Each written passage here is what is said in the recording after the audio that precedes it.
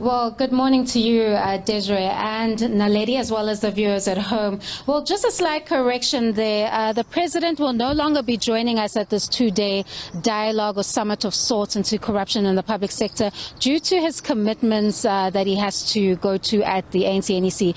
But you can still expect that Chief Justice Raymond Zondo will deliver a keynote address today. Of course, corruption is something that is a wound in South Africa. It undermines our constitutional democracy, and it's something that we're still healing and tackling going forward as we speak today. When we speak of the Corruption Perceptions Index, which is a global indicator on corruption in the public sector, South Africa is sitting at 44 out of 100. That is quite a grim picture to look at in terms of the country right now. But to see where we place in terms of the continent and the globe as a whole, I'm joined by the United Nations Regional Representative, Ms. Jane Marie, who's going to chat to us a bit further about corruption in the public sector, which is the main focus of this two-day dialogue. Ms. Jane Marie, thank you for joining us on the agenda this morning. First, let's talk about South Africa as a country. We're sitting at the CPI index of 44 out of 100. And your work in the United Nations, is this one of the worst scores that you have seen for a country on the continent? Thank you very much, and it's my great pleasure to speak to you this morning.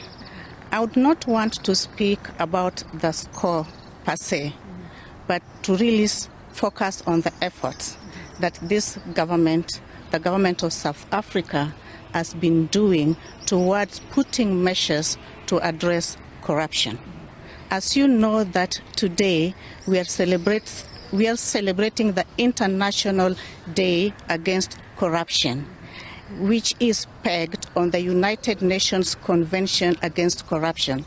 South Africa was among the first countries to have ratified this convention in 2005.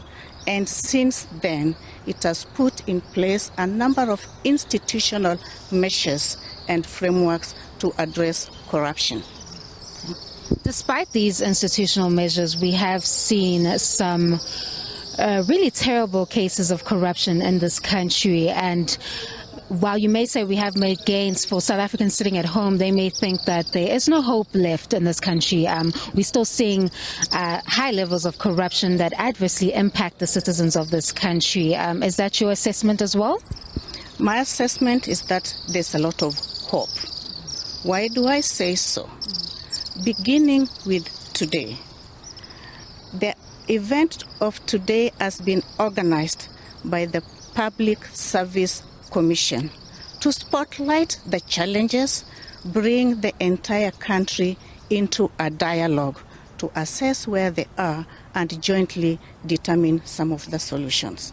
The event started by a preparatory workshop yesterday, bringing some of the key institutions together.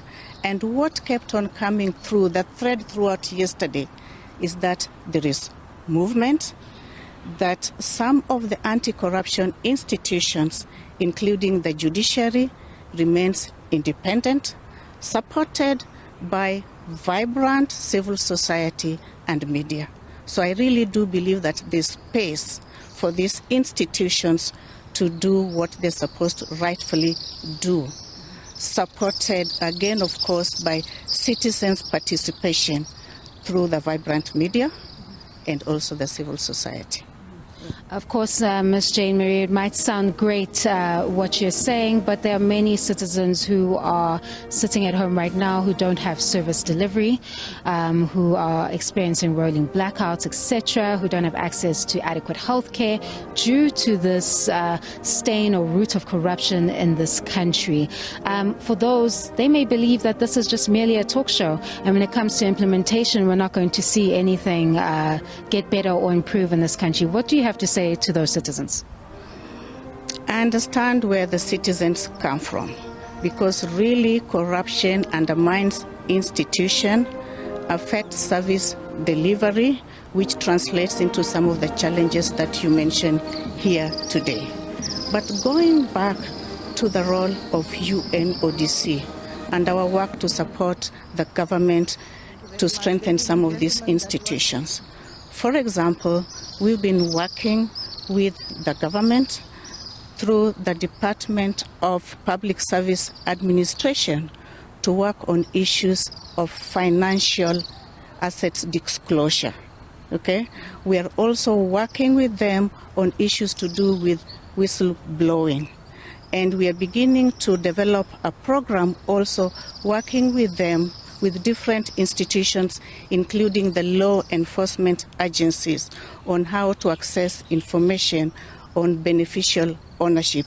So really from where I sit, I do believe that when we keep strengthening these institutions, that they can be accountable, that they can follow through with the prosecutions where necessary, then corruption would be tackled stepwise. I'm not saying that there's a solution today, right now, but I do believe in the integrity and in the independence of these institutions and the work that we're doing together, continually working with them to strengthen these institutions. If I go back to the preparatory workshop yesterday, the recommendations were enhance the independence of the institutions, provide adequate capacity and resources to the institutions, and let everyone participate in stopping corruption by saying no. All these joint efforts would build up a momentum that would reduce corruption in the public spaces. And lastly, when we walk away from this two-day summit dialogue, what are the realistic interventions, or what will we be looking at when you walk away from this dialogue that's taking place today? This will not be a dialogue, a talk show for the sake of it.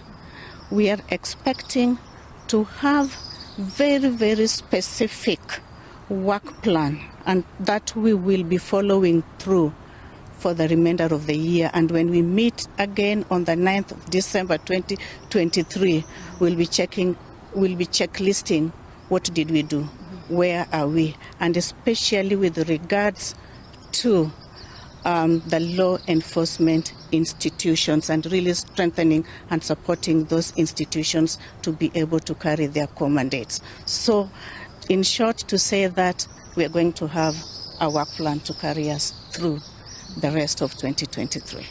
All right, perfect. Thank you. That was Ms. Jane Marie, a regional representative of the United Nations, remaining quite hopeful, saying that when they emerge out of this dialogue that's taking place, there'll be a better picture for South Africa and work that will continue to eradicate the scourge, if I could phrase it that way, of corruption in this country. Over to you, Desiree and Naledi in studio.